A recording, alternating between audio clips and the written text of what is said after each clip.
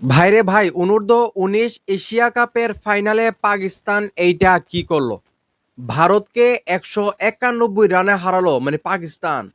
আমরা সবাই জানি ভারত যে কোনো টুর্নামেন্টে যখন ফাইনালে যায় সেইখানে কিন্তু 99% সম্ভাবনা থাকে সেই টুর্নামেন্টে চ্যাম্পিয়ন হওয়ার ভারতের। সেই জায়গা থেকে পাকিস্তান আজকে অনূর্ধ্ব ১৯ এশিয়া কাপের ফাইনালে ভারতকে ১৯১ রানে হারাইছে, যেটা ভাই আমার এখনো বিশ্বাস হইতেছে না।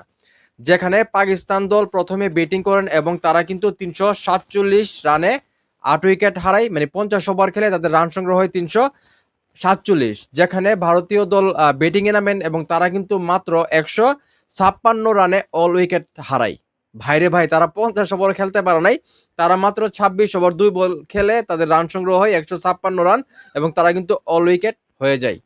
যেখানে পাকিস্তান দল এশিয়া কাপে মানে চ্যাম্পিয়ন হয় এবং তারা কিন্তু ভারতের বিপক্ষে ১৯১ রানের বিশাল জয় পায়। বলতে গেলে আজকে অনূর্ধ্ব ১৯ এশিয়া কাপের ফাইনালে ভারতকে উড়িয়ে দিয়েছে পাকিস্তান। তো এই যে আসলে পাকিস্তান চ্যাম্পিয়ন হলো, আমার বাংলাদেশের জন্য কষ্ট হচ্ছে।